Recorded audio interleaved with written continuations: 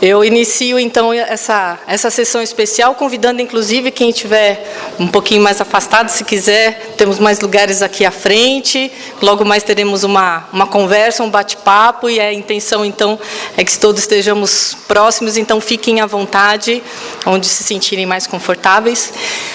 Bom, bem-vindos, então, ao lançamento do Índice de Transparência Ativa do OCI, Observatório da Comunicação Institucional.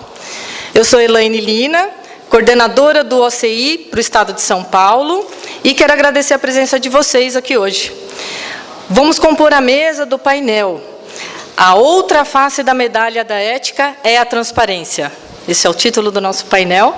E, para nós começarmos, eu convido à mesa a professora doutora Nelly de Camargo, que é associada benemérita do OCI. Nelly, por favor.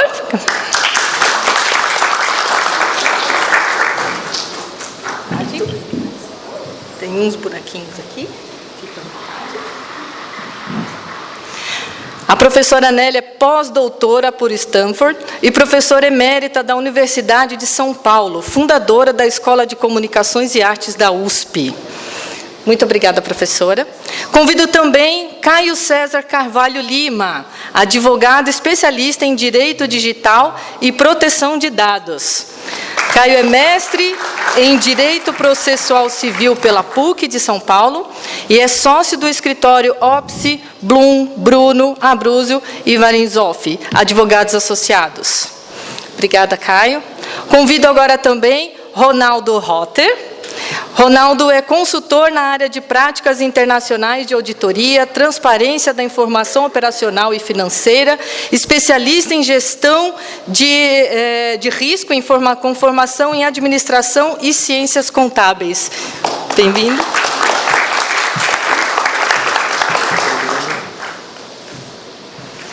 E agora, então, convido aqui o nosso mestre, o Manuel Marcondes Neto, que é diretor-presidente do OCI, a quem eu vou passar a palavra. O Marcondes é pós-doutor pela Universidade Federal Fluminense e professor associado da Faculdade de Administração e Finanças da UERJ. Marcondes. Obrigado, Helena.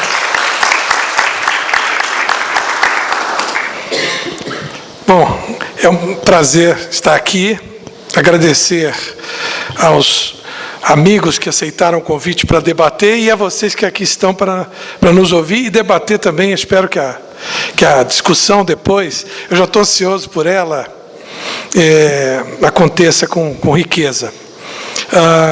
É um nascimento importante para nós. O Observatório nasceu em 2013 e abraçou a causa da transparência. O trabalho que vocês vão ver aqui começou em 2012, e hoje é dia 23 de maio, né? 4 jovens deram a vida, né, contra a ditadura de Getúlio, Martins, Miragaia, Drauzio e Camargo. E Drauzio era Marcondes.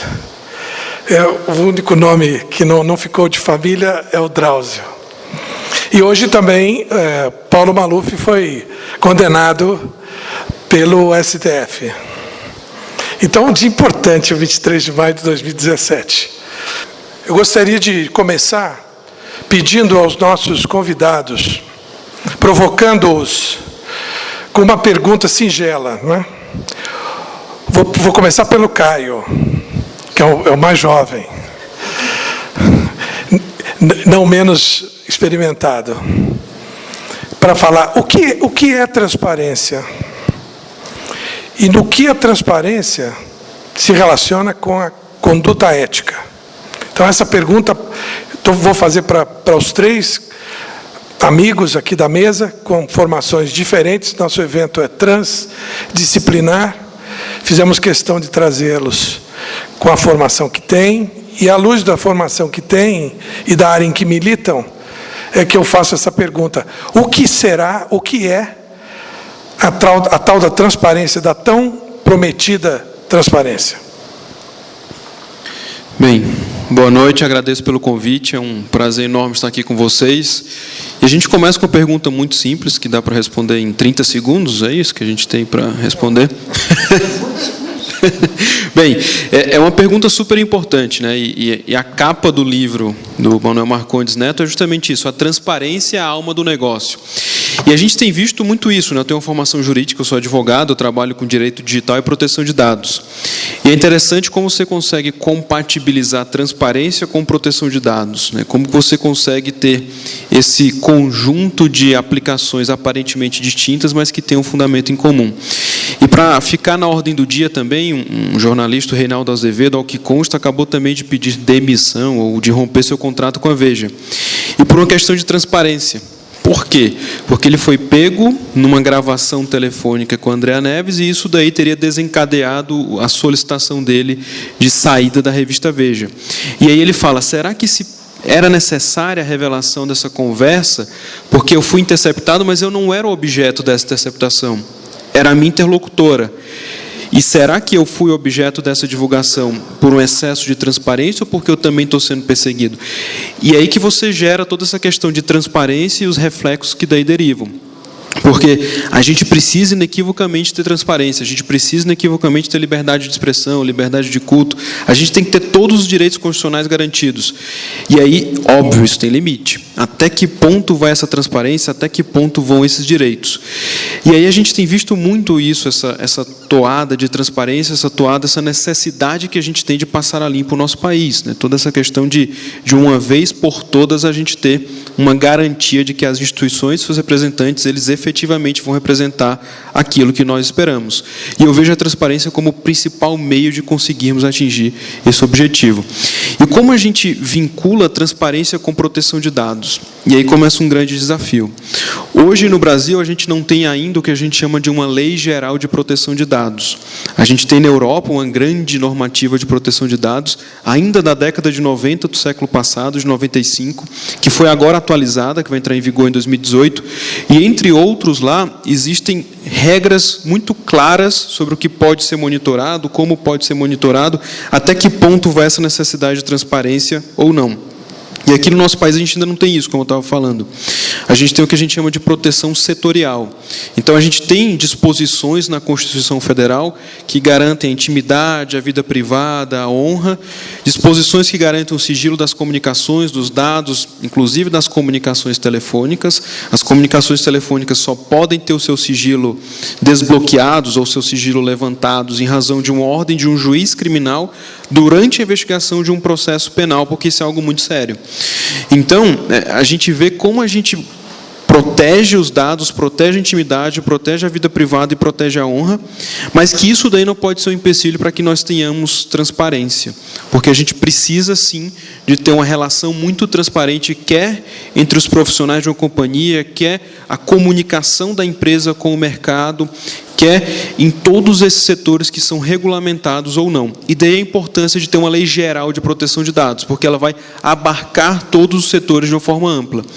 E aí, só para encerrar, para ser uma bola inicial que a gente vai levantar, aqui no Brasil, para vocês pensarem, vocês acham que a gente tem uma obrigação de que as empresas reportem os vazamentos de dados que ocorrerem? Melhor dizendo, vocês certamente já deram seus dados para diversos aplicativos ou aplicações de internet, certo? Se por algum motivo esses dados de vocês vazarem por questões de transparência, essa empresa é obrigada a notificar alguém ou é obrigada a te notificar como titular daqueles dados acerca desse vazamento ou não? Aqui no Brasil a gente não tem essa obrigação, lá na Europa tem. É uma transparência com o titular dos dados, porque se houver esse vazamento, o titular tem que saber o que ocorreu, como ocorreu e o que a empresa está fazendo para conter aquele vazamento. Então, a gente estava até conversando mais cedo sobre a importância de ter um profissional de relações públicas para lidar com essas questões relacionadas a incidentes de segurança cibernética. E aí é justamente nesse momento de fazer um contexto, de fazer essa mediação entre o que aconteceu na empresa, com a mídia, como revelar, o que revelar para garantir a transparência, mas também sem causar um caos, sem evitar distúrbios desnecessários, mas garantindo a transparência, que é o que se busca efetivamente.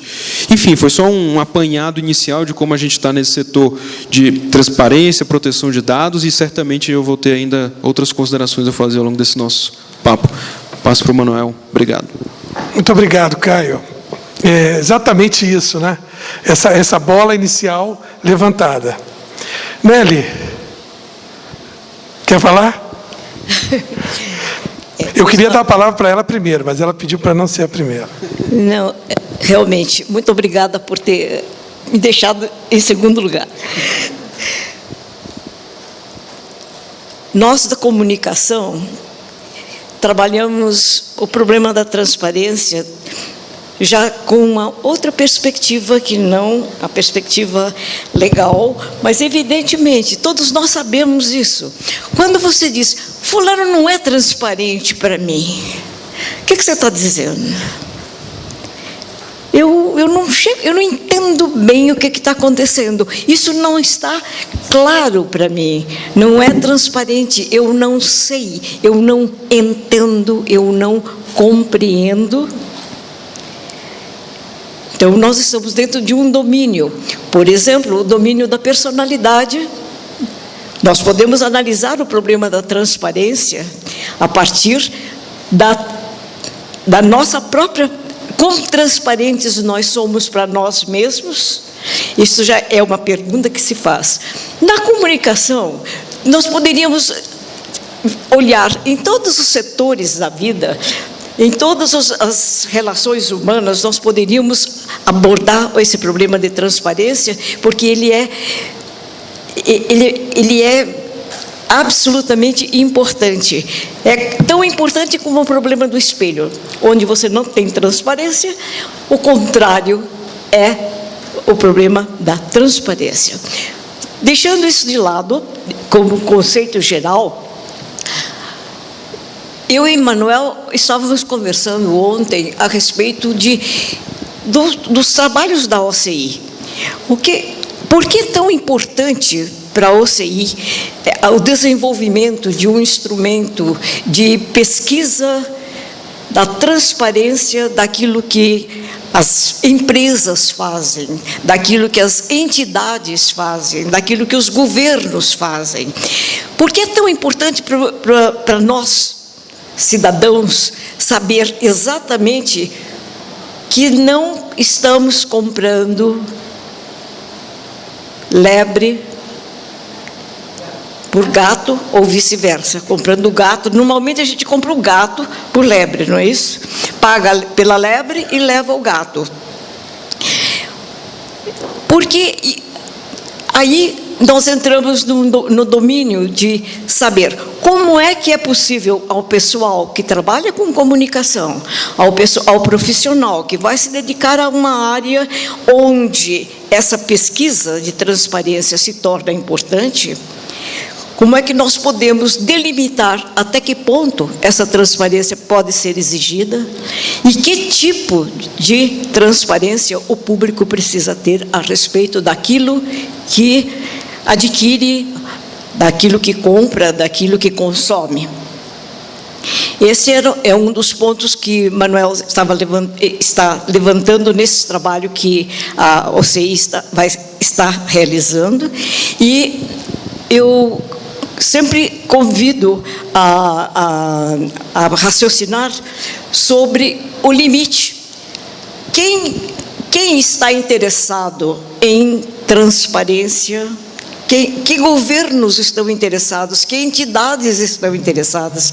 Que fábricas estão interessadas? Que agências estão interessadas em tornarem transparentes, em se tornarem transparentes para o público, como forma de cortesia, como forma de relação correta entre consumidor e produtor? Eu tenho a impressão que todos nós vamos ter muita coisa para dizer a esse respeito. Eu só gostaria de deixar, então, essa questão em que medida nós somos transparentes para nós mesmos nós somos transparentes para o outro e em que medida essa transparência é necessária para que nós possamos viver em conjunto e tocar a nossa vida, a nossa família e a sociedade para frente. Porque nós sabemos que é importante. Agora, sabemos que tem uma medida. Que medida é essa? E como é que ela varia de indivíduo para indivíduo, de grupo para grupo, de organização para organização? Manuel, acho que é suficiente. Obrigado, Nelly. Agora, então, vamos ouvir o Ronaldo Rotter. Boa noite a todos. Manuel, muito obrigado por me ter aqui. É sempre gostoso poder falar um pouco do que a gente conhece, e agora ele pediu para falar uma coisa que eu não conheço.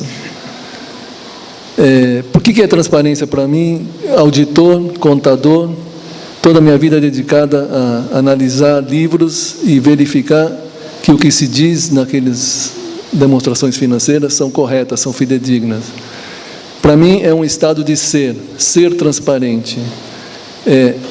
Falar o que você conhece e o que transmitir os fatos como são. Ser transparente, ser limpo e fazer com que a pessoa que recebe informação tenha certeza de que você está entregando o que é correto, o que diz o papel. Talvez seja uma definição muito quadrada, muito de auditor, mas é assim como eu vejo a transparência. Ok, obrigado. Então eu vou convidar os meus amigos a descerem, para não ficarem com torcicolo, na apresentação que eu prometo que vai ser rápida. Bom, esse aqui é o título do nosso painel. E eu vou então começando por ética, né? Porque se eu digo que a transparência, a outra face da medalha da ética é a transparência, eu tenho que dizer que a ética é uma questão de conduta. Então, os códigos de conduta ética de cada profissão, por exemplo, são que cada um de nós conhece, e está muito regrado, não existe nenhum tipo de mistério. Está estabelecido nas profissões os códigos de conduta. Essas condutas fundam-se em instituições que nós aceitamos como válidas, como presentes na nossa vida e importantes. E ela exerce-se em organizações. Então nós estamos aqui circunscrevendo ou trazendo a coisa para além do indivíduo, para além da personalidade, que são as questões que a Nelly levantou, para o universo da organização, que é o que, por exemplo, nos coloca todos aqui nesse evento. Como é que isso se dá? Por meio de trocas econômicas. Quer dizer, o que é um negócio? Não é? É você ter uma operação que troca, é um sistema aberto, está lá na teoria geral de sistemas, troca energia, troca recursos financeiros, recursos humanos com o meio externo. Então, essas trocas econômicas é que são a maneira pela qual se exerce as transações da empresa com o mercado e com o Estado. E também por meio de suas relações internas e externas. A origem, né, dessa troca econômica é no relacionamento que se estabelece. Então, hoje é muito comum nós vermos a questão do estabelecimento dos stakeholders, quer dizer, quem são os públicos-chave de uma determinada operação, de uma determinada organização, para que a gente possa dirigir a cada um deles uma determinada mensagem. E elas têm que ser coerentes como oriunda de um mesmo ente. Quer dizer, a organização tem que dizer algo. Ela pode mudar um pouco a forma de dizer, mas o conteúdo precisaria ser coerente para falar para acionistas e para falar para o chão da fábrica. Transparência, já por sua vez, é uma exigência de toda e qualquer conduta que se queira ética. Então, isso aqui é um postulado. Podemos debatê-lo. E baseia-se hoje, né? Baseia-se no cumprimento de leis gerais, leis civis, como, por exemplo, a Lei de Acesso à Informação, que foi bastante insensada quando foi criada, e na aderência a regulamentos específicos. Quer dizer, além das leis gerais, há regulamentos específicos, e eles mudam de país para país. Quais são essas leis e regulamentos? Elas dizem respeito à publicidade legal. Então, os atos do Estado têm que ser públicos. Os atos têm que ser publicizados, é uma palavra que se tem usado bastante. A publicidade aqui não tem o sentido da publicidade comercial. Ela tem o sentido da publicidade legal, daquilo que tem que ser público, daquilo que tem que ser publicado. E a prestação de contas contábeis financeiras, que é uma demanda da lei das SA, não só no Brasil, fora também. As empresas que têm ações em bolsas de valores, elas têm que dar satisfações ao governo, à CVM, ao público em geral. Qualquer pessoa pode ter uma ação de uma empresa. No passado, até o dinheiro, na nota do meio circulante, você tinha lá assim: ao portador dessa pagar-se-á 5 cruzeiros. Interessante isso, porque fazia a gente descolar a ideia de valor da nota, não é? Porque o dinheiro tem que ter um lastro, e o lastro não é o dinheiro, o lastro é um depósito em ouro, que foi mudado em 71, unilateralmente pelos Estados Unidos, na gestão do Nixon. O padrão ouro foi deixado de lado e o resto é história. Nós vivemos hoje alavancados. Se todo mundo for buscar o seu dinheiro no banco, não tem dinheiro suficiente. Os nossos saldos são escriturais, são contábeis. Mas isso é considerado transparente, se nós cumprimos a publicidade legal e se nós cumprimos os mandamentos das prestações de contas da contabilidade. Será o bastante? Sentimos-nos em um ambiente de organizações transparentes? Essa é uma pergunta para vocês. O que vocês acham? Sim ou não? Quem acha que sim, levanta a mão. Quem acha que não? É o que eu tenho ouvido, porque tenho falado deste índice em petit comité, antes dele nascer aqui hoje, foi conversado, e a resposta é sempre essa: com certeza não. Pois o que existe, aí já vem um pouco de formulação nossa, pois o que existe é apenas uma transparência passiva. E isso é já entra. Vejam, eu estou me sentindo aqui como alguém que defende uma tese. E a banca, essa que está aqui, ela é muito rigorosa. Então vocês poderão testemunhar alguém levar pau. É sempre essa expectativa de quem vai ver uma defesa de doutorado. O cara vai levar pau hoje. Tomara que não. Enquanto o ideal seria a adoção de uma conduta proativa de disclosure. Não tem tradução, que seria justamente a transparência. A tradução dessa palavra do inglês para cá é transparência. E nós estamos pedindo aí uma conduta proativa. Aí fui procurar o Deliverance. Deliverance é um belo filme. Se vocês quiserem assistir, é muito bom. É do tempo que o Burt Reynolds fazia alguma coisa interessante. E Deliverance, a tradução é declaração expressa. Então, uma declaração expressa de transparência, uma transparência ativa. Por quê? Vou parar aqui só para fazer essa pequena explicação. Hoje, quando você vai numa organização onde você trabalha, ou de quem você consome alguma coisa, e pede uma informação, muitas vezes você é mandado buscar. Olha, nós publicamos. Você vai lá e procura, está no site. Nós mandamos para você, está no seu contra-cheque. No São Paulo a gente diria do seu rolerite. Está lá. Então, a responsabilidade da busca da informação é jogada de volta no demandante. Então, por isso nós chamamos de transparência passiva. Nós achamos que é preciso mudar esse modelo em que você joga a responsabilidade para o cidadão, de buscar a informação que ele está querendo. Qual o nosso propósito, então?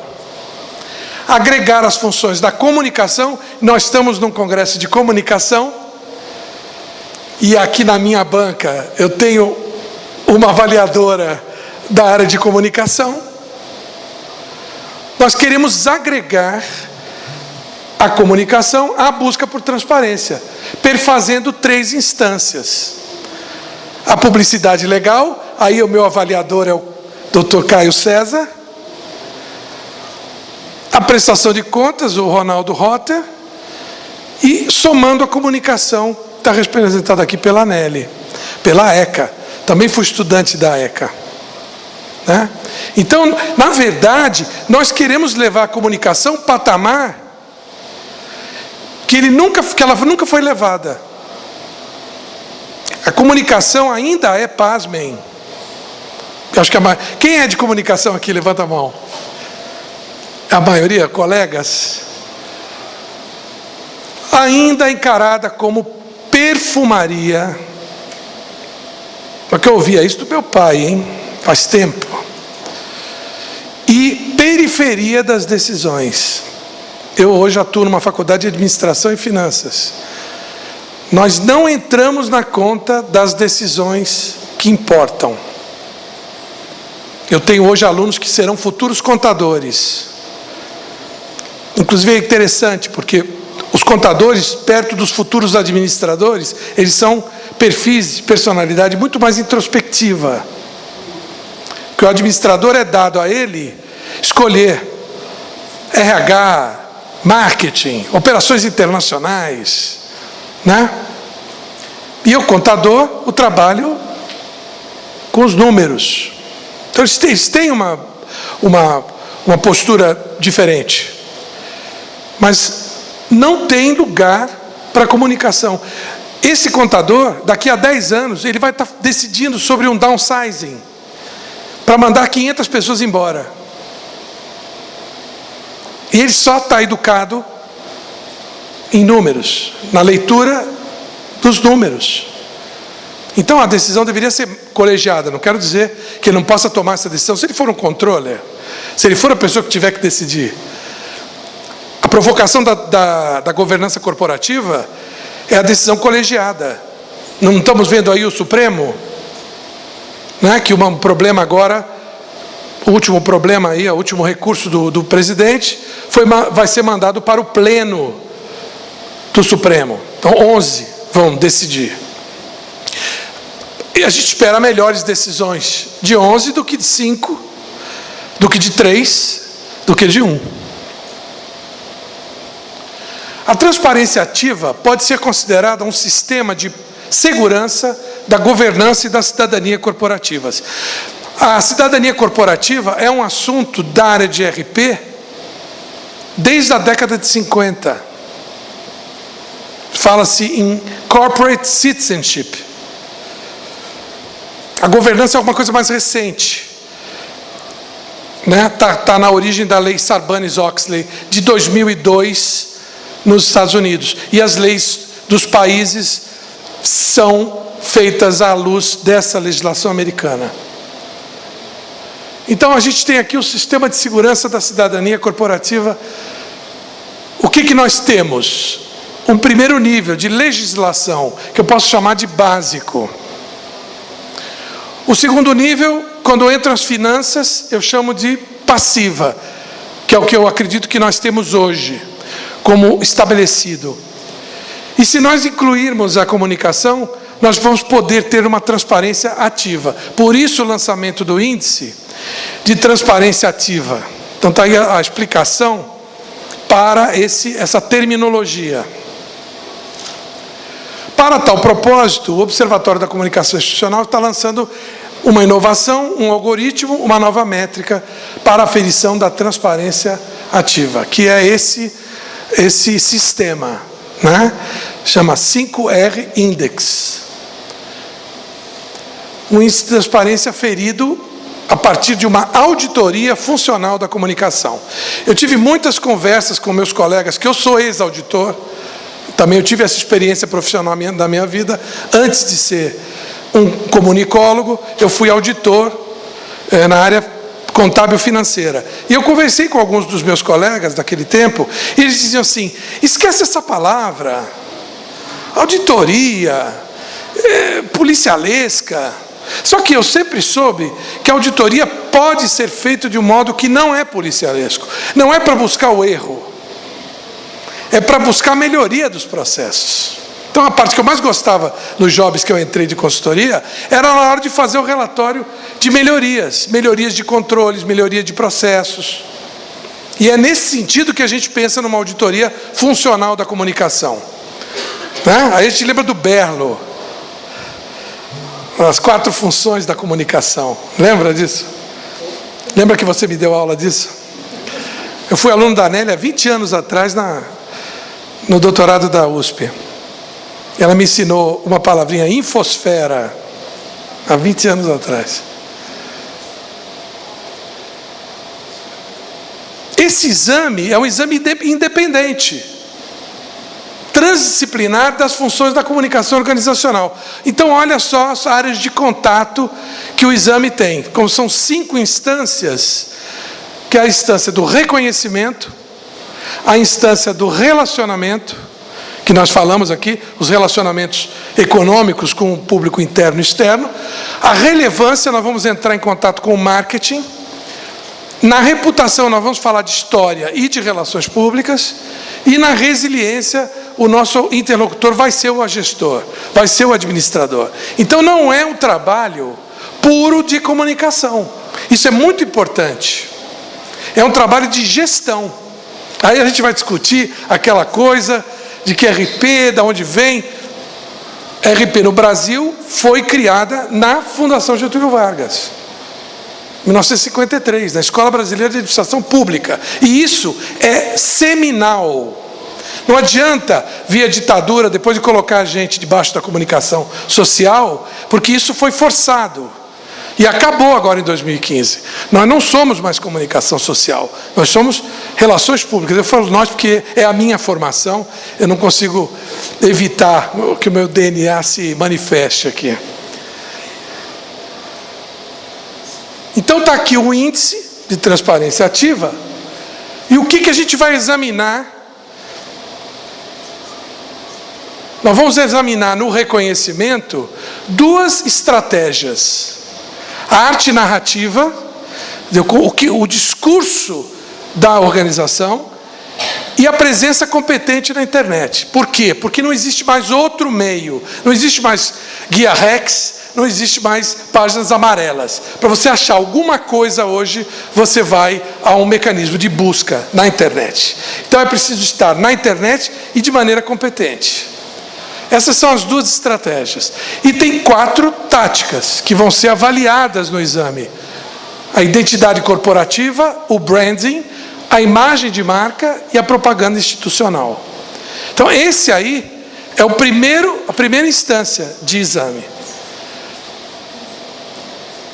Tem a segunda, se movendo assim, na velocidade dos bits, o relacionamento. Tem 2 estratégias, obrigado. Por que está em inglês? Pessoal, às vezes a gente usa o inglês porque não há ainda uma boa tradução para o português. Não é para aparecer, nem para se fazer de difícil. Internal Marketing Orientation é uma área de estudo nos Estados Unidos, oriunda da psicologia organizacional. Então, esse negócio de endomarketing, quando vem algum aluno dizer para mim que quer fazer um trabalho de endomarketing, eu digo: olha, você procura outra pessoa, porque é Internal Marketing Orientation. E isso existe, tem artigo, tem publicação, tem autor. No outro, tem um livro e uma marca patenteada, que não é ciência. E o outro lado é o serviço de atendimento ao consumidor ou ao cliente. Depois a gente aperfeiçoou ali e colocou cliente, porque consumidor é para determinado tipo de bens. E pode ser um usuário, pode ser um contribuinte. Então, clientela, não é?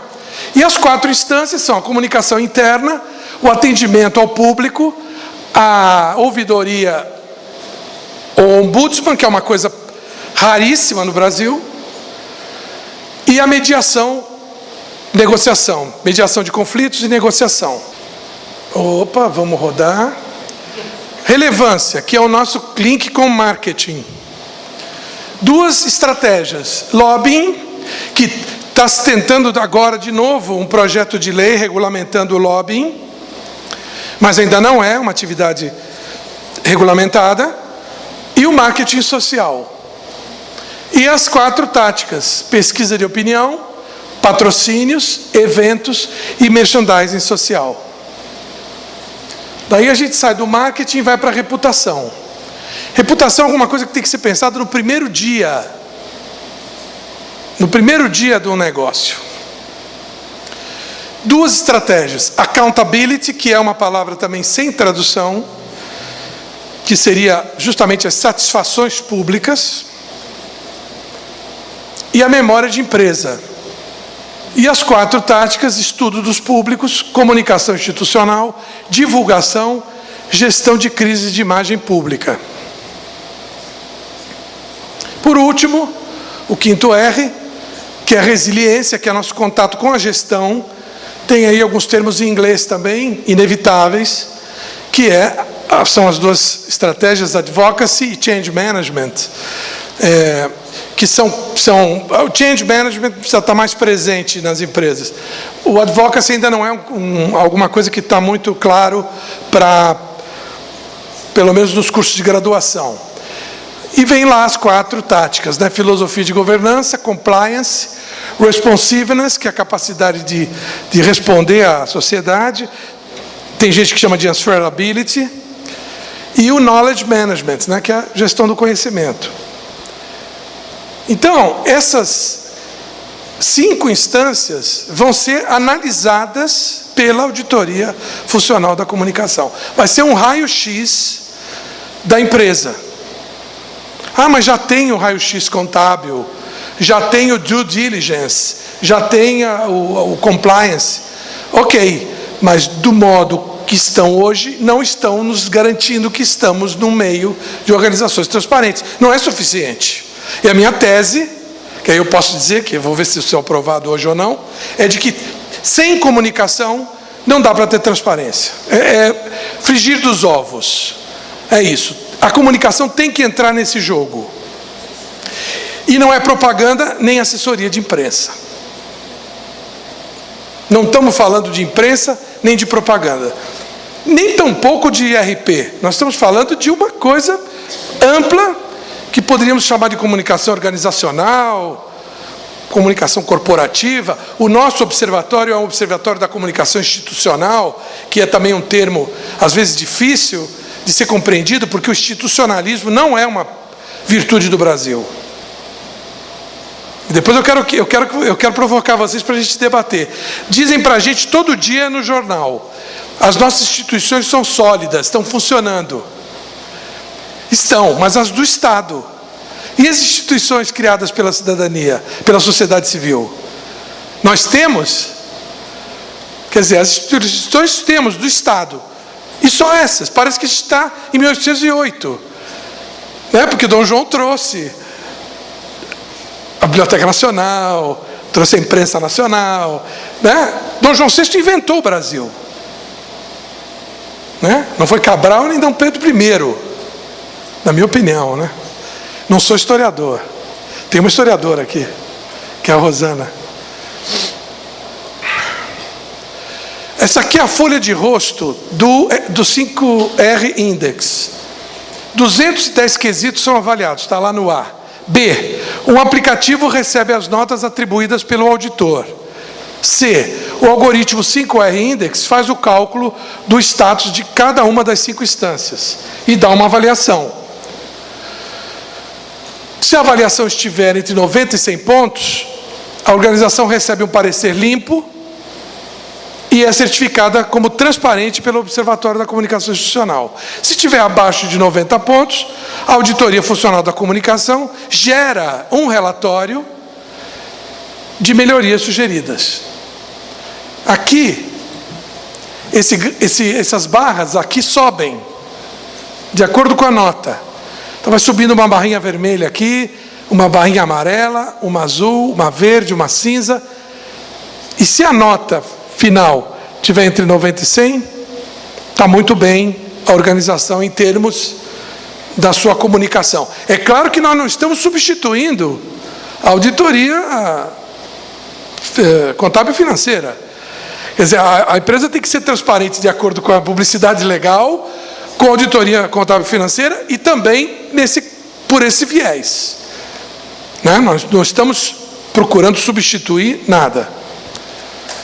Essa aqui é uma folha que eu coloquei aqui, não é só para mostrar como é que em cascata vem os ifs and elses lá do programa. Aqui tem um exemplo de uma instância, estamos lá de uma estratégia, que é a comunicação institucional, com as suas duas accountability, memória de empresa, e as técnicas que vão ser avaliadas no detalhe. Campanhas dos últimos 12 meses, institucionalidade, integração, aspecto societal. Cada um dos critérios tem 10 quesitos que serão avaliados. Isso aqui é uma folha muito feia, mas é o resultado do que foi lançado, por exemplo, nesse quesito, que aqui, no caso, foi frota. Por exemplo, uma empresa que não tem nada a ver frota no seu business, aí é não aplicável, não altera a nota.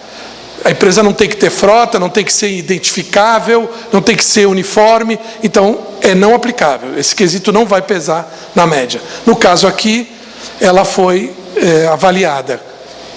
Atual ou nova, mal conservada, como é que ela é percebida?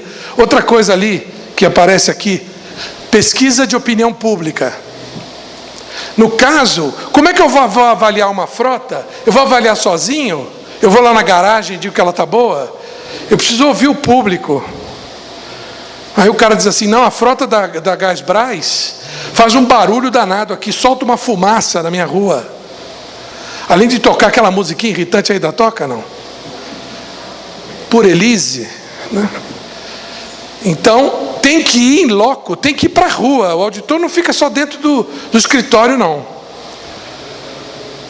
Bom, aí a planilha que vai fazer a calculação. Tanto a auditoria como o índice são acreditados pelo Observatório da Comunicação Institucional, que já está, a ferramenta já toda ela vertida para o inglês. Então, o lançamento que vocês estão presenciando aqui é global. Está aqui, o livro está publicado em inglês, esse que o Caio manuseou aqui. E professor sem epígrafe, mesmo que seja no fim, não tem graça, né? Então é isso. Obrigado. Vamos ao debate. Vamos abrir para perguntas, né? De vocês. A gente quer debater com vocês, porque é uma tese. De repente vocês vão influenciar a banca, se ela vai me aprovar ou não. O problema é que quando esse índice começa a ser aplicado, tem uma previsão? Nós estamos considerando aqui, como nós estamos num evento, nós estamos sendo muito acolhidos aqui na Mega Brasil, nós estamos considerando um pré-lançamento. O lançamento, que seria um evento nosso, daqui a 90 dias. Agora, a auditoria está pronta, ela pode começar a ser,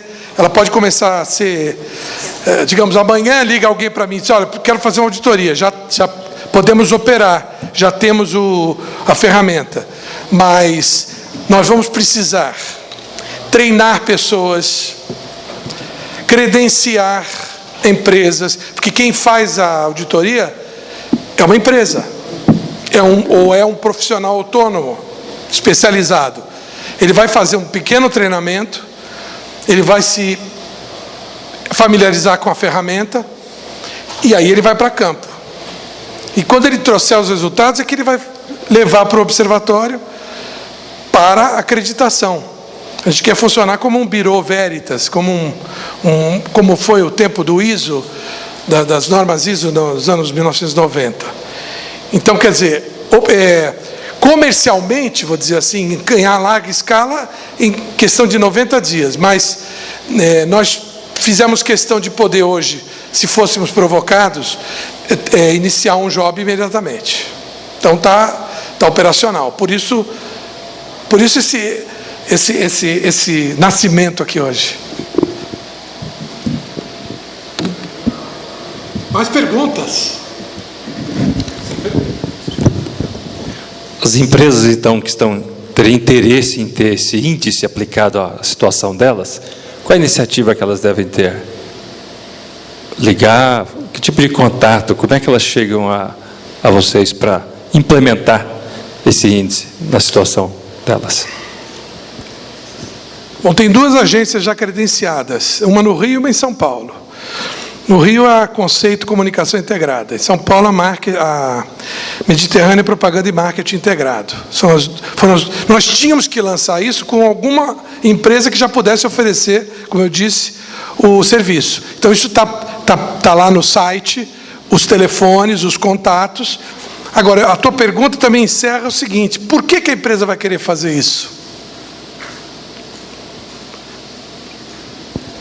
Tem que transformar em um objeto de desejo,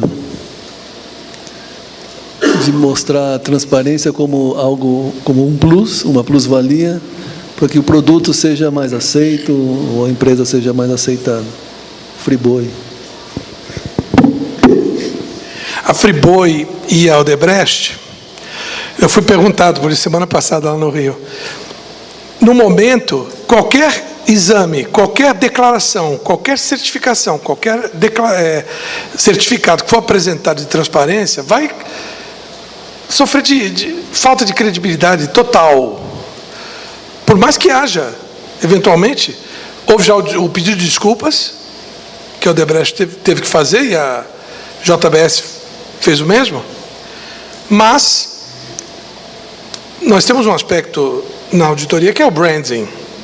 E essas marcas vão precisar de um tempo, se é que não precisarão ser trocadas por outros nomes, não é?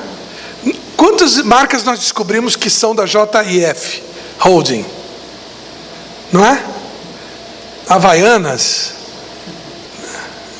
e Banco Original, lá em Ipanema, a belíssima agência do Banco Original. Então,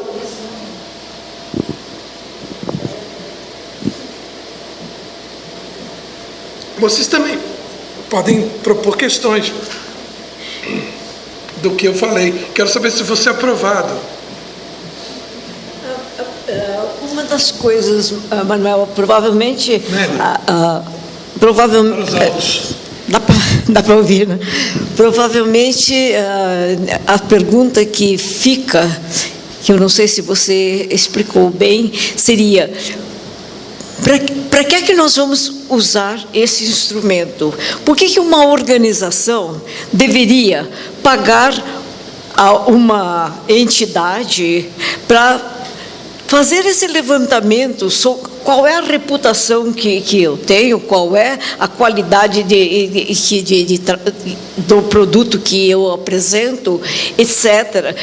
Para que fazer todo esse jogo de variáveis e comparações e cálculos e entrevistas, se eu estou vendendo o meu produto muito bem, obrigada.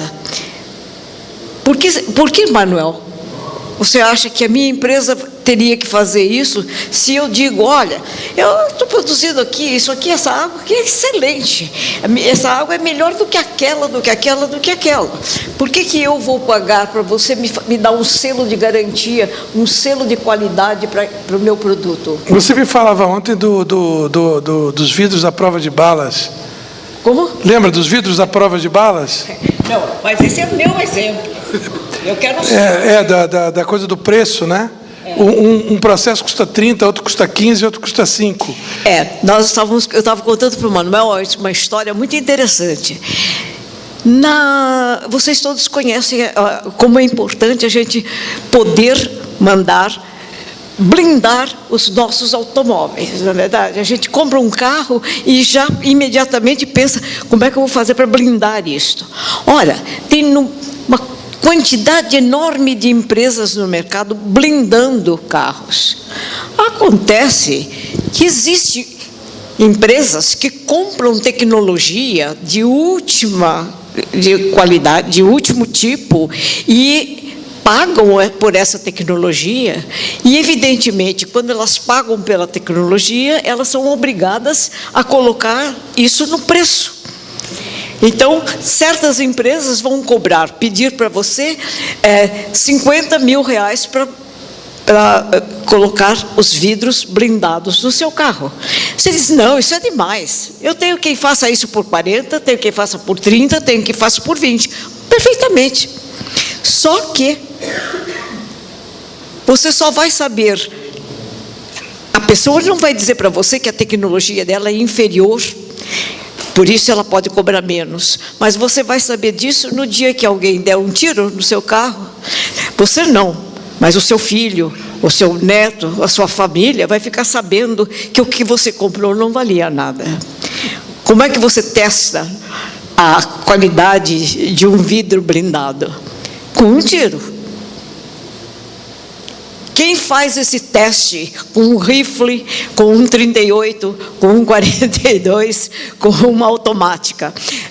Então, quando a empresa que faz esse tipo de coisa, ela tem por quê cobrar de você e apresentar para você um selo de garantia e dizer, olha, só se for mesmo tem um calibre, supostamente, que ela não vai atingir mais, mas ela tem aquele limite de segurança que ela te oferece.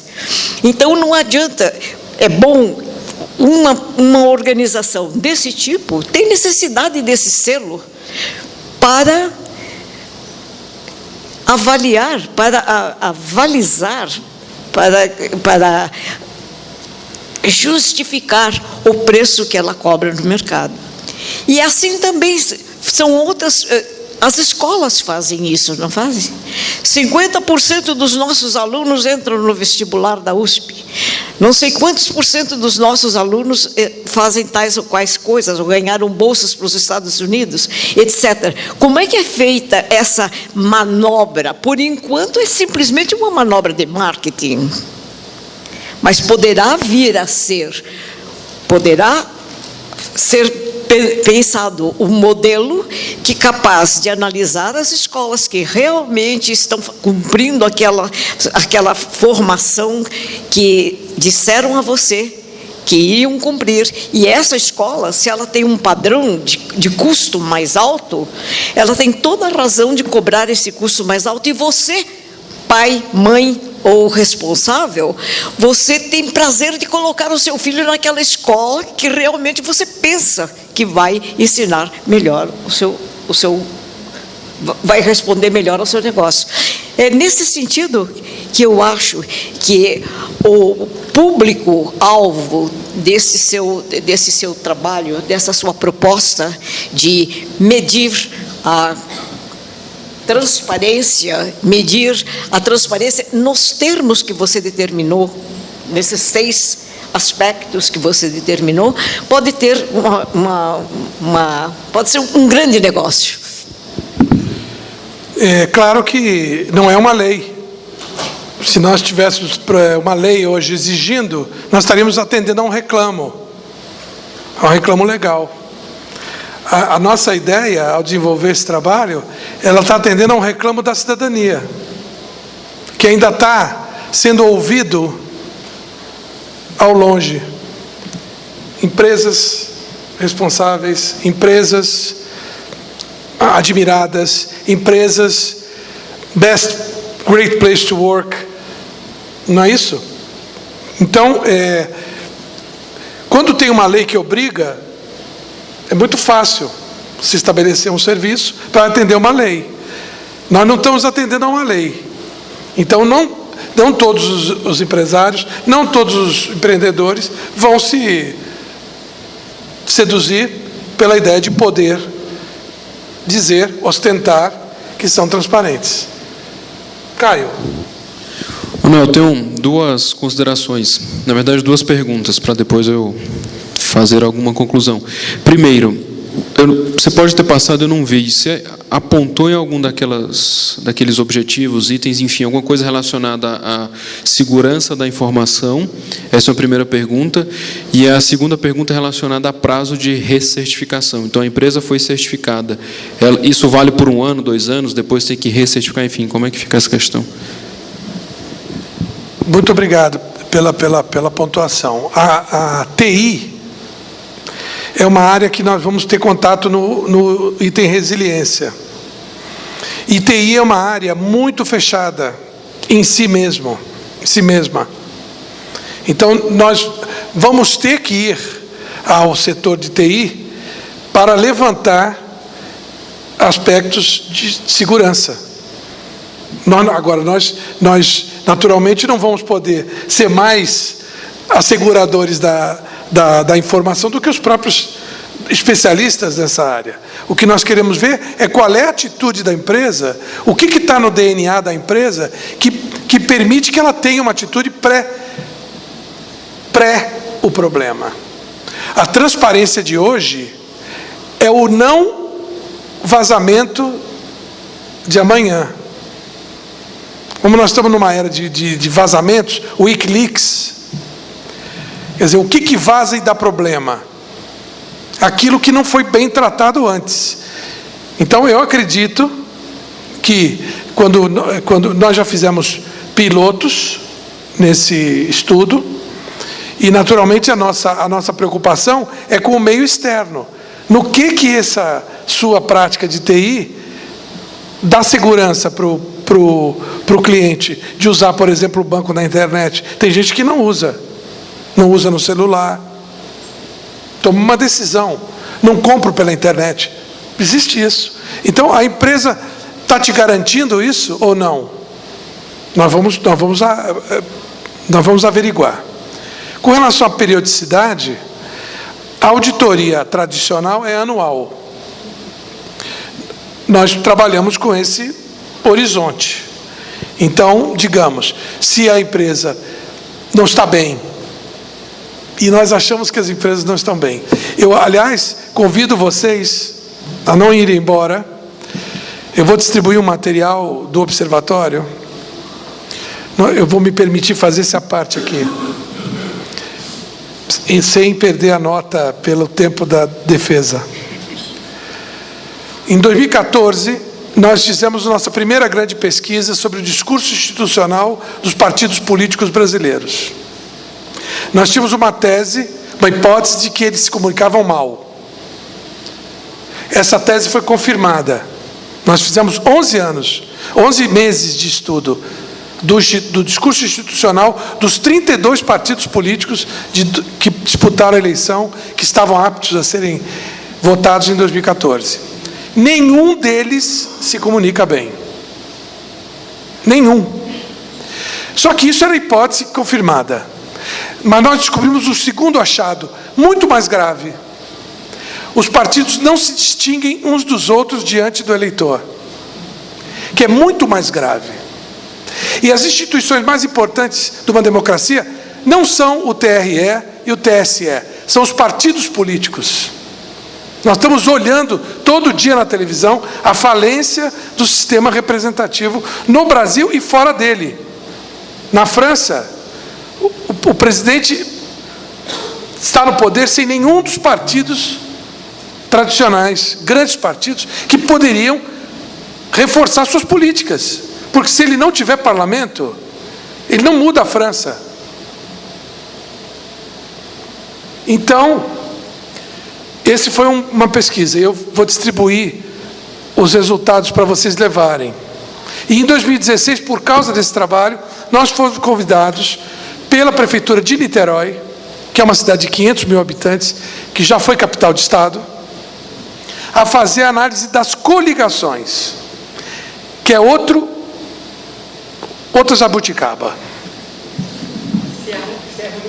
Porque as coligações aqui não têm a menor lógica ideológica. Tanto que o resultado da pesquisa chama ideologos.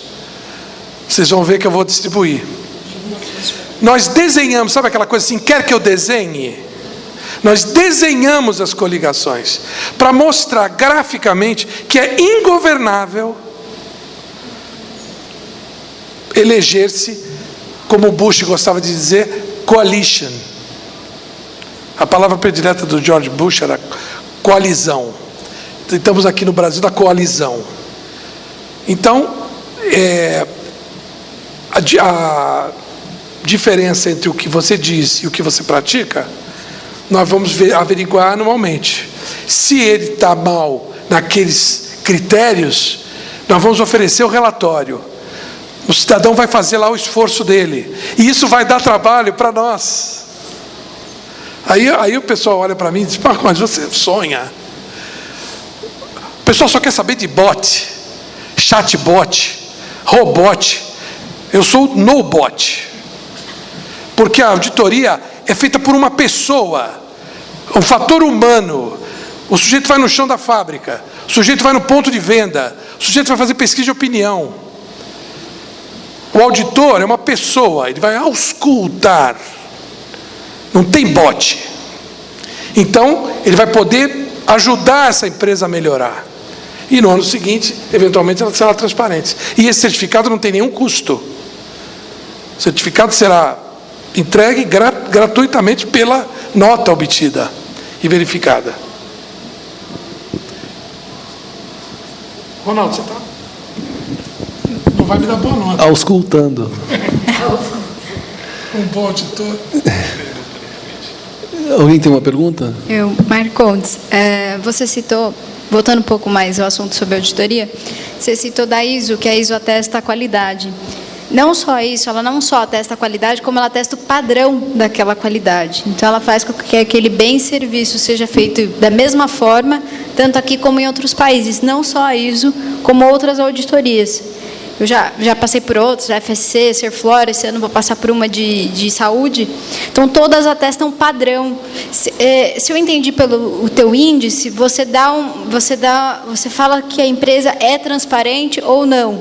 Mas eu não entendi muito bem como é que você faz essa padronização. Se há uma padronização da transparência, se você vai unificar ou se você vai padronizar, ou se é só um índice para aferir se ela tem ou não. Se aquele serviço é feito ou não, ou como ele é feito. Mas a minha pergunta é mais nesse sentido, se como as outras auditorias você vai padronizar, ou se você é um pouco contra essa padronização na área da comunicação. Você me ajudou no final da tua pergunta. Eu sou contra. Porque um banco tem normas de funcionamento. Tem até leis. Você não pode esperar mais de 15 minutos. Uma coisa... Uma empresa de alimentos tem regramentos. Então, quer dizer, do ponto de vista comunicacional, que é o que a gente está dizendo que faz parte da transparência, nós não estamos dizendo que somos donos, porque a universidade tem esse problema. Você vai na universidade, a minha universidade é a UERJ, é um prédio só. Você perguntar quem é o dono da transparência, o direito vai dizer isso, é meu, é meu. E as finanças também vão dizer, é meu, é meu. Então, e a nossa provocação é transdisciplinar. Então, a comunicação pode ajudar num aspecto. Então, o que houve ali? O estabelecimento de vários melhores práticas. Por isso que isso foi feito por um esforço acadêmico. Todos os participantes do OCI são cientistas. Então, a gente estabeleceu melhores práticas com base na literatura. Quando você olha aquela fila que eu mostrei, que estava assim enviesada, são autores, todos com autores de referência, e para a comunicação, mas não para o ramo de atividade. Então, é um trabalho que cada um é um. E como eu fiz auditoria fiscal financeira também, cada um é um. Você vai auditar um banco, é um tipo de approach. Como eu auditei uma fábrica de plásticos, é outra. O estoque é importantíssimo. banco não tem estoque. Ah, mas se for um banco de fomento, tiver uma imobiliária, tem estoque, porque imóvel é tratado como estoque numa empresa de incorporação. Então, não tem padrão por ramo. São as melhores práticas de comunicação e que não são engessadas. Está todo dia surgindo alguma coisa. Que se o índice não estiver vivo, e por isso a gente não pode prestar o serviço pelo OCI, isso é muito importante. O OCI não presta serviço e não fatura. Ele tem que estar sempre se atualizando. Esse manual de auditoria tem que ser sempre revisto. É uma obra viva. Então, aí, naturalmente, quando começarem a sair os resultados, que são de posse das empresas, nós não estamos falando em ranking, em comparar a empresa A com B. A empresa faz o exame é dela, para que ela melhore. Ela não precisa nem ostentar o selo de transparência. Ela pode decidir se quer fazê-lo. Talvez não seja importante nos primeiros anos, porque não há massa crítica. Então, eu sou transparente de acordo com a CI. E daí? Quem são esses caras? Nós sabemos disso. É um processo longo. E só uma ONG ou uma universidade podem estabelecer esse tipo de compromisso, sem tempo determinado. Eu não sei se eu respondi. Obrigado. Ronaldo, você ia falar? Fala aí, da próxima pergunta. Tem mais uma pergunta lá. Aproveitando a pergunta do colega, esses dados, a divulgação vai ficar por conta das empresas. Digamos que uma empresa não foi bem avaliada no seu índice de transparência. Com certeza, ela não vai querer ser transparente.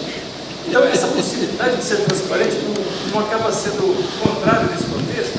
Elas vão querer ser transparentes quando o índice favorecer. É a síndrome do recupero, né? O que é bom a gente mostra, o que é ruim a gente esconde. É uma característica do mundo, não é? As empresas que têm méritos, que cumprem o ISO, que cumprem o Código de Defesa do Consumidor, elas podem até usar isso no seu marketing. Olha, eu fui considerada uma melhor empresa para trabalhar, eu estou na mais admiradas da Carta Capital. Pode usar isso. Até tem selinho, o cara fabrica lá um selinho, cola, não sei aonde.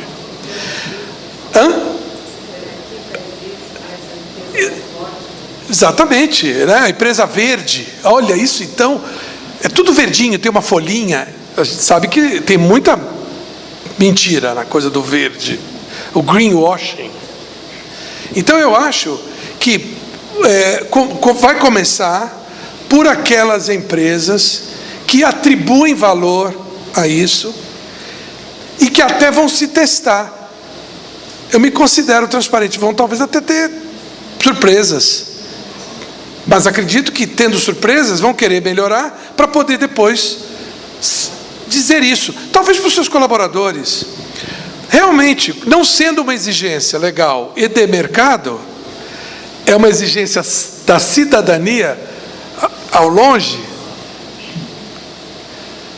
ainda não vai acontecer essa publicação. Eu falei com a Folha de São Paulo, por causa do nosso trabalho hoje aqui. A Folha de São Paulo disse assim: eu publico uma matéria sobre o lançamento, mas me fala quais são os mais transparentes.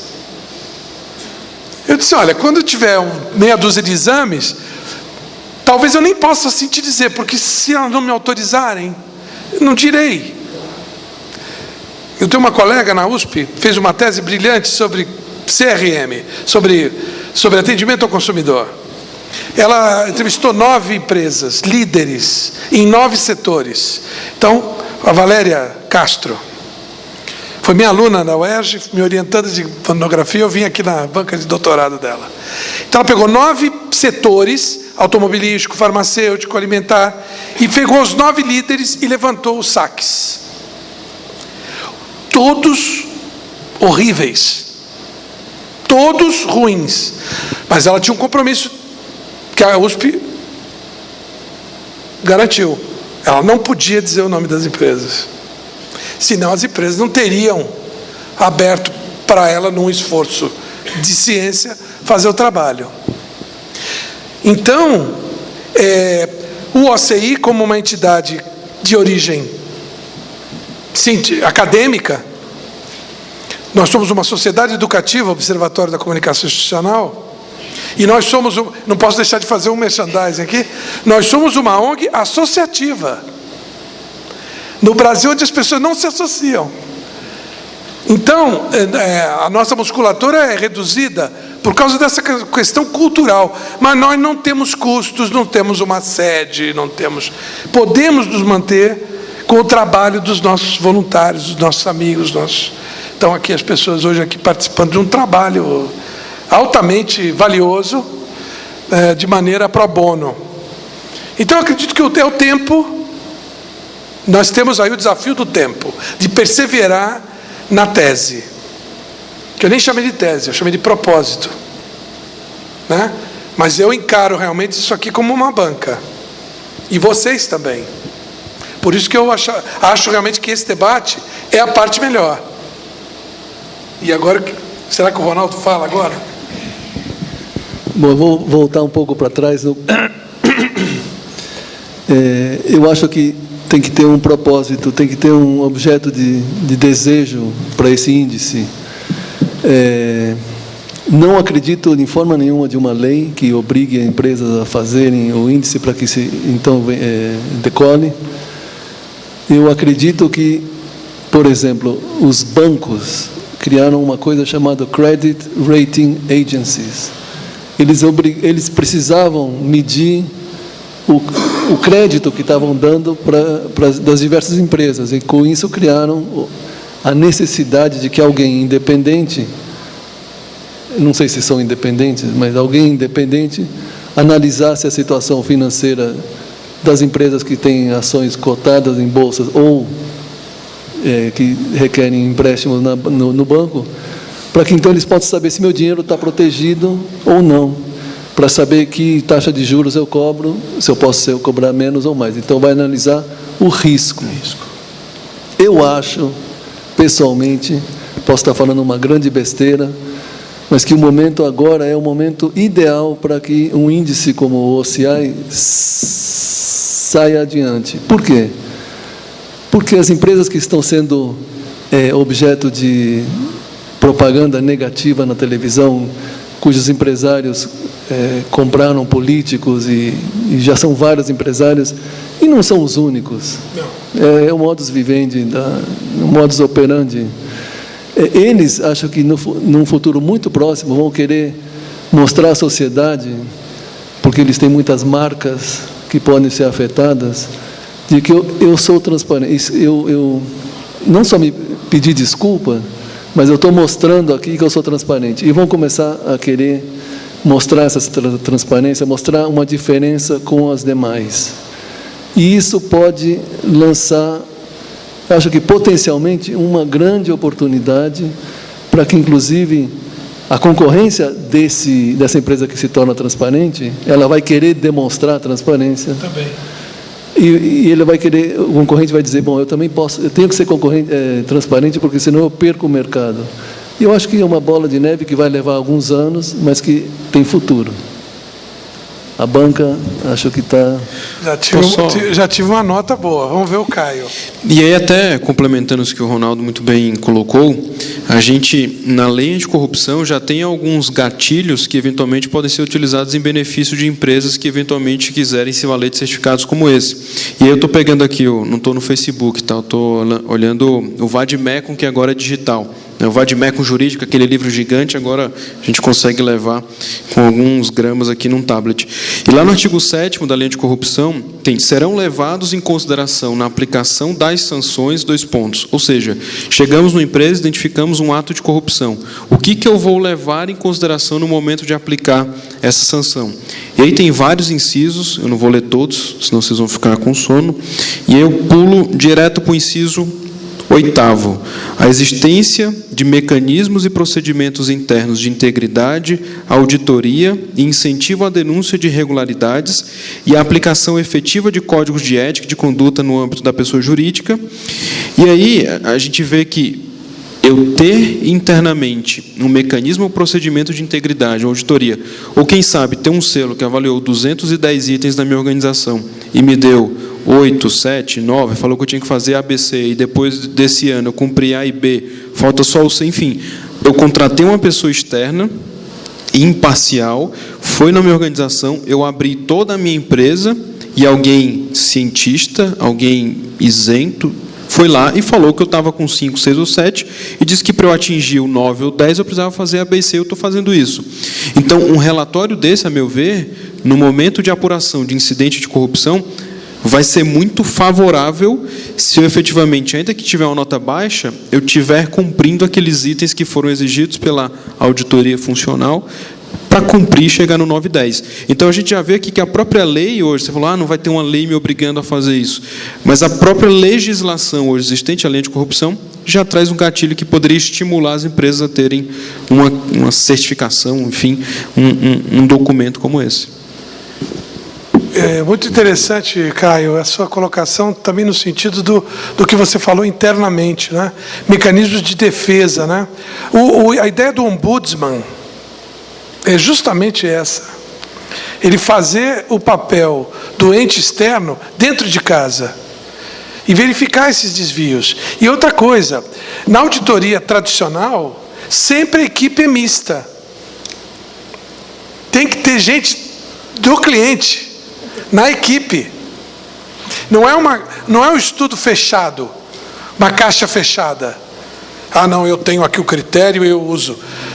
Tem que ter alguém na equipe que é do cliente, que segura a cultura do exame. Todo ano que eu voltava no cliente de auditoria, eu encontrava lá, muitas vezes, as mesmas pessoas na equipe. Agora vamos fazer a auditoria desse ano. Então, melhorou aquele aspecto, melhorou aquela prática, porque justamente não é um trabalho policialesco. O trabalho cotidiano, de todo o tempo. Claro que uma auditoria de um TCU, de uma CGU, vai olhar com esse tipo de olho da polícia. Mas a auditoria que é contratada pela empresa, como é auditoria independente, hoje são 4 grandes empresas que fazem auditoria independente, quem contrata é o Conselho de Administração. Então, eu estou trazendo você para você me ajudar. Eu tenho aí um pouco de boa-fé no mundo louco, tem uma questão de trust aí, de confiança, também num mundo muito difícil, mas a gente, eu acho, não pode perder a esperança ou a expectativa do Brasil avançar. Tem 2 exemplos de empresas muito interessantes, que é a Zappos e a Patagônia. Eu não sei se já viram alguma coisa da Patagônia. É uma figura muito hilária, o dono da Patagônia. Ele diz assim, se você quer trocar de calça daqui a 2 anos, não compra a minha calça, porque ela não vai acabar em 2 anos. E se você não quiser mais, você traz de volta, porque eu vou fazer outra coisa com esse pano. É muito estranho, é um anti-marketing que a Patagônia pratica, mas que tem verdade. Então eu acho que a gente está querendo políticos. Nós estamos propondo também no observatório, fazendo o último merchan que eu faço, o Dia das Satisfações ao Público. Nós estamos com 2 prefeituras analisando isso, de criar, como tem nos Estados Unidos, o dia que o prefeito vai para um ginásio e atende as pessoas, sem assessoria de imprensa, dizendo assim, ele não vai responder sobre a separação dele recente, ele não vai responder sobre aquele escândalo, porque isso é contenção que a assessoria de imprensa faz. Nesse Dia das Satisfações ao Público não tem assessoria de imprensa. Então nós estamos propondo isso. Então eu acho que a gente está querendo políticos que o cara faz uma pergunta e diz assim, eu não sei. Olha que novidade. Ah, mas o senhor não cumpriu, não deu. E aí o senhor vai fazer o quê? Ele tem que dizer alguma coisa. Então vamos passar essa meta para esse ano agora corrente. Então eu acredito que possamos chegar lá. Porque há países em que isso se dá. O cidadão é mais considerado. o cliente é mais considerado, o consumidor é mais considerado. Nós temos o Código de Defesa do Consumidor muito bom e operante, mas não temos, por exemplo, proteção contra a comunicação institucional. Então vai o senhor Eduardo Paes, convoca uma coletiva às 6 da manhã, jornalistas não gostam de coletiva às 6 da manhã. Mas eles foram obrigados a ir. Chegou lá, o Eduardo Paes disse assim: nós vamos ter um ciclone no Rio de Janeiro hoje. O que os jornalistas fizeram? O trabalho deles. Publicaram aquilo. E a cidade parou. Pessoas perderam negócios. Mães se apavoraram. Filhos se apavoraram. Parou a ponte, parou o metrô, parou tudo. Eu tinha uma amiga que ia lançar um livro um dia, teve que jogar os canapés fora. Não aconteceu nada, nem um ventinho. E ninguém foi questionar a voz do trono. Nós estamos acostumados com o rei. Né? Como é que é? Fala do trono, a fala do trono. O prefeito fala, todo mundo ouve e publica o que ele fala. Ninguém questiona. Não estou criticando a imprensa, porque isso é cultural, a menos que fure, né, esse proceder. Então o sujeito fala qualquer coisa e não tem responsabilidade, não tem responsabilidade técnica, que é uma coisa que a profissão de RP, por exemplo, tem, e o Ministério Público não sabe. Que eu já visitei várias vezes o Ministério Público, não conhece essa legislação, que exigiria de uma fala institucional, de um governante, de um gestor, a responsabilidade técnica. Quem foi que escreveu isso aí que o senhor falou? Que é uma mentira. Ah, fui eu mesmo. Então o senhor é que vai ser enquadrado aqui não é propaganda enganosa, propaganda criminosa. Então é com esse viés que a gente acredita que possa haver uma mudança de procedimentos. Pode ser idealismo, mas o Roberto Porto Simões, que é o meu guru gaúcho, ele escreveu o livro assim: Informação, Inteligência e Utopia, contribuição para uma teoria de RP. Então, utopia está presente no meu DNA, né? E lá a epígrafe do site é, né, o direito pela justiça, a medicina pela saúde e relações públicas pela harmonia. Se a gente acredita que pode ter uma sociedade com harmonia, a gente tem que implementar diálogo, transparência. Não vejo outra forma. Nelly, você não fez a tréplica? Eu não tenho nenhuma tréplica para fazer para você. Eu acompanho o desenvolvimento. Há muito que debater, há muito que experimentar, eu acredito.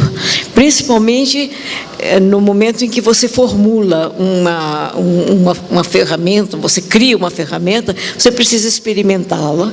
E então essa experiência vai levar à própria modificação da formulação. A formulação vai ser outra, e é assim que se progride em matéria de ciência, é assim que se progride em todas as áreas do conhecimento humano. É melhorando, criticando, brigando em torno de princípios, principalmente. Porque de nada adiantará que nós tenhamos a melhor ferramenta para medir as variáveis que nós queremos estimar, se nós não tivermos aquela consciência do que nós realmente queremos e aquela transparência dos nossos próprios objetivos e das nossas próprias verdades. Aí você se confronta, haverá sempre um confronto do sujeito com ele mesmo, e naturalmente eu puxo a brasa para minha sardinha, não é? Esse é o meu campo, é o campo do desenvolvimento da fé comum nos destinos de uma nação, da fé que você deposita no seu consumidor, na esperança que o senhor tem de um país melhor. Tudo isso Se nós não tivermos essa vocação para o melhor, nenhum instrumento vai nos ajudar a realmente levantar um país. Eu acredito que isso depende muito, por isso eu sempre olhei o pessoal de comunicação, o pessoal de jornalismo, o pessoal de relações públicas com o maior carinho, porque os dessa área são mesmo um pouco malucos, um pouco loucos. Todos nós temos a loucura do melhor, do bem do outro, da satisfação do cliente, de ter feito alguma coisa diferente e ter dado certo, que coisa maravilhosa. Então, é essa loucura que nos sustenta e que nos move. É dela que nós vamos depender para que qualquer ferramenta possa funcionar direito.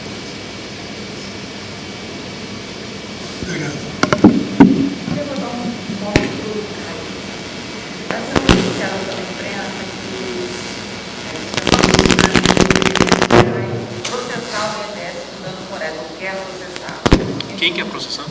A Associação de Funcionários do INSS. Em função da justiça, em função, etc., poder flagrados agora. Oi, Cris.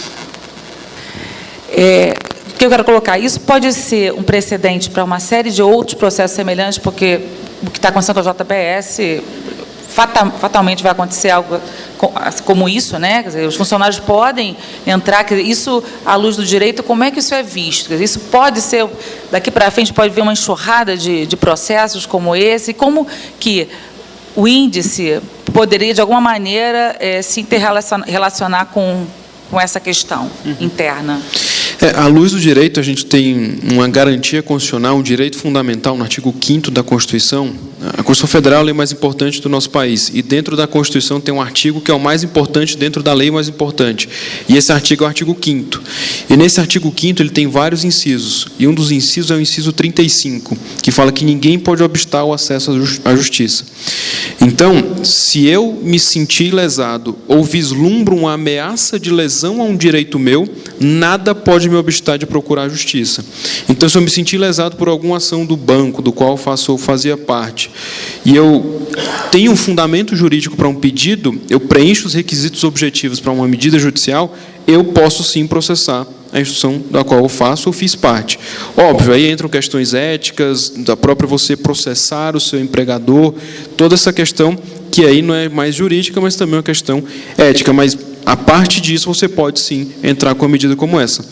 E é interessante que eu estava falando até com algumas pessoas que já trabalharam em empresas envolvidas na Lava Jato, e elas sempre falam que uma das perguntas recorrentes em entrevistas de emprego porque várias pessoas foram demitidas dessas empresas, e elas sempre são questionadas: o que você fez para mudar isso? Você foi, de alguma forma, sabia e você participou disso? E sempre no final, essas pessoas, até agora, são 2 ou 3 pessoas, e elas já participaram de algumas entrevistas, e sempre no final elas são preteridas em detrimento, possivelmente, de alguma nuvem cinza que fica na cabeça do entrevistador. E aí vem o nosso preconceito. Todos nós somos preconceituosos. Eu sou, você é, enfim. A nossa sociedade é preconceituosa. E aí você vê lá no currículo do cara que ele participou de uma determinada empresa envolvida na Lava Jato, você já surge uma pulga atrás da sua orelha e falou: pô, esse cara deve ter ganhado dinheiro, esse cara estava participando de alguma coisa. Então, ele sabia, enfim, a teoria do domínio do fato, né, que é um absurdo que tem sido utilizado no Supremo Tribunal Federal para tentar incriminar pessoas porque elas deveriam saber de alguma coisa porque ela é presidente da empresa. Enfim, não vamos entrar no mérito disso daqui, porque a gente vai entrar numa discussão jurídica muito forte. Mas o fato é que há fundamento jurídico. E eu penso que o índice se interrelaciona com isso na medida em que, se eu for uma empresa que eu tenho esse índice, eu me preocupo com essa transparência e eu quero efetivamente me mostrar ao público como alguém conforme, como alguém compliance, eu acho que, ou compliant, né? Eu acho que esse índice vai servir nesse sentido. É só interessante a gente ter uma dimensão dessa transparência, porque tem uma discussão muito forte agora no direito digital e de proteção de dados, que é a questão de direito ao esquecimento. Vocês talvez já tenham se deparado com isso, que é como a gente vai conseguir, por exemplo, e vocês, quando vão contratar alguém, vocês devem fazer uma pesquisa no Google, no LinkedIn, no Facebook, no Instagram daquela pessoa. E aí imagino que a pessoa fez há 15 anos, quando ela tinha 15 anos. Será que essa pessoa, aquilo que ela fez quando ela era adolescente, ela tem um direito legítimo de ser esquecida em relação àquilo que ela fez? E aí o ex-CEO do Google, Eric Schmidt, ele foi questionado sobre essa possibilidade de apagar o seu passado. Porque antes você tinha notícias divulgadas no jornal, na Folha de São Paulo, a Folha que saiu há 15 anos, se ela fosse em papel, você nunca mais ia ter acesso àquilo. Mas hoje você tem uma ferramenta que chama Ctrl+F, ou localizar. E você dá um Ctrl+F na Folha de São Paulo e você pega edições de 50, 60 anos atrás, se elas estiverem indexadas. Então, você dá um Ctrl+F lá em Manuel Marcondes Neto, você acha coisa que ele fez há 40 anos. E aí existem 2 casos super relevantes sobre isso daí. Há 30, porque ele só tem 30 anos de idade, desculpa, Manuel. Você pega casos super relevantes sobre isso daí no Supremo, sim, no Supremo Tribunal Federal, que são 2 casos que tiveram muita repercussão envolvendo direito ao esquecimento, e envolvem jornalismo. O caso Aida Curi, que foi um caso que teve muita repercussão na mídia depois da divulgação de um programa na rede de televisão, que era um programa que tinha histórias que ressaltavam histórias passadas e reconduzia isso de forma dramática. Então, esse é um caso que teve muita repercussão e está sendo discutido no Supremo Tribunal Federal. Porque o que aconteceu nesse caso? Houve uma chacina, e aí depois as pessoas que participaram daquela chacina, elas foram condenadas, responderam por isso, e 50 anos depois foi feito um programa em homenagem ou em alusão àquele crime que aconteceu. E aí familiares daquelas pessoas que foram envolvidas naquele crime foram trazidas à tona em razão desse programa que foi veiculado. E aí surgiu essa questão: eu posso ter esquecido o meu passado? Existem 2 projetos de lei sobre isso daí. Um deles do Eduardo Cunha e um outro que é um pouco sintomático, e um outro que é um cara super inteligente, diga-se de passagem, mas que infelizmente usou a inteligência para o mal, né? Ou até que se prova o contrário, parece que a utilizou para o mal. E aí, um outro projeto de lei já é um pouco mais tecnicamente elaborado, que ele tem critérios objetivos para a gente estabelecer o direito ao esquecimento. É só para trazer para vocês essa dimensão de que a transparência, ela, na sociedade da informação tecnológica, ela demanda um novo tipo de conscientização. E os próprios processos judiciais, por regra, os processos judiciais são todos públicos, porque a gente não vota nos nossos juízes. A gente vota no deputado, a gente vota no vereador, no presidente, no senador, no governador, mas a gente não vota no juiz. Então, para facilitar a apuração dos trabalhos dos juízes, todos os processos judiciais, por regra, são públicos. Está na Constituição Federal também. E aí surgiu um grande ponto. Um processo em papel, para eu conseguir visualizá-lo, como é que eu faço? Eu vou até o fórum, me identifico, coloco meu RG, meu CPF, meu número do OAB e tenho acesso aos autos. E consigo ver tudo se o processo for público. Hoje, num processo judicial eletrônico, a priori, se o processo for público, aquela peça com toda a informação de uma pessoa, com o nome da pessoa, com documentos confidenciais, isso daí pode, de alguma forma, ter um acesso facilitado. Então, a própria transparência do processo judicial, a publicidade naquele sentido que você falou do processo judicial, foi mitigada em razão da facilitação do acesso, em razão da sociedade tecnológica. Então, é só para trazer esse contexto de que transparência é super importante, temos que lutar por isso. Mas a gente tem que ter o limite de até onde isso é benéfico à sociedade, até onde, dali para frente, já pode trazer algum problema. É só esse contexto mais genérico. Eu acho essa questão que você trouxe importantíssima, porque privacidade, que é um direito também, é um direito à privacidade, e o direito ao esquecimento, eu acho que já vai até mais. Conviver com transparência é um desafio para o legislador, desafio para o gestor, para o RH, que está ali com o currículo de pessoas, vai dar um emprego ou não. Todas as demandas hoje por não ter preconceito contra gênero, religião, vida passada, não é? O cinema aborda essas questões de maneira, às vezes, lúdica. Naquele filme com Notting Hill, né, quando a atriz é fotografada naquela situação, ele diz, mas vamos esquecer isso. Ela diz, né, com a tecnologia, nunca mais vai se falar o meu nome sem que se lembrar dessa foto. E essa foto vai estar no arquivo, e ela vai ser republicada. Então, e também um outro filme que tem Meu Querido Presidente, que o presidente se apaixona lá por uma pessoa que foi ativista e em um determinado momento ela queimou a bandeira americana. Né? Como é que o presidente americano vai namorar alguém que queimou a bandeira? Então, aí veio toda a questão eleitoral. Né?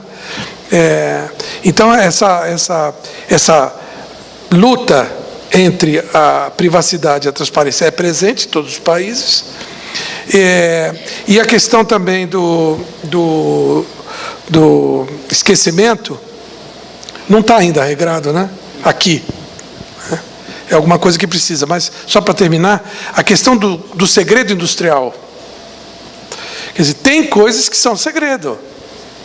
Então, quando se fala em transparência, quando a gente vai propor a transparência para a empresa, há coisas ali que é justificável que não se abra. A fórmula da Coca-Cola, do xarope, porque é um segredo industrial. Então, há limites. A transparência não é um super-herói com visão raio-x, sem limite. E esse é até um ponto interessante, essa questão de segredo industrial, porque eu sou advogado, falo muito, tá? Porque quando você vai depositar uma patente, um dos requisitos dessa patente é que depois de um determinado período, toda aquela documentação daquela patente vai ser tornado público. Então, tudo aquilo vai ser aberto ao público para que outras pessoas consigam desenvolver aquilo em prol da cidadania. E aí, por que algumas empresas optam por não depositar patentes? Para justamente manter seu segredo industrial. A proteção disso é por meio de documentos e contratos. Eu protejo contratualmente por meio de NDAs, Non-Disclosure Agreements, acordos de confidencialidade, não concorrência, enfim. Eu faço um contrato com toda e qualquer pessoa que poderá ter acesso àquela informação, já que eu não tenho o beneplácito de proteção do Estado. Eu protejo contratualmente, mas eu tenho também a garantia de que nunca ninguém, em tese, vai ter acesso àquele conteúdo integral, porque eu não depositei aquela patente. Né? Justamente essa questão de transparência e privacidade da informação. E aí, pessoal, mais alguma pergunta? Vamos deixar os espiões sem emprego. Tem ali ali fora, Lucila.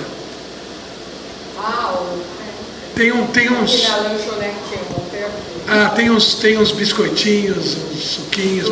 Sabíamos que íamos ultrapassar a hora de vocês. Então, convido vocês para encontrar com a gente ali. Né? Eu vou levar o material que eu falei para distribuir. Estou avassalando aqui a cerimonialista. Agradeço imensamente, estou muito feliz, porque isso é um nascimento de um processo longo e muito prazeroso de pesquisa e de colaboração com pessoas de formação muito diferente da nossa em comunicação, o que só enriquece. Muito obrigado pela presença.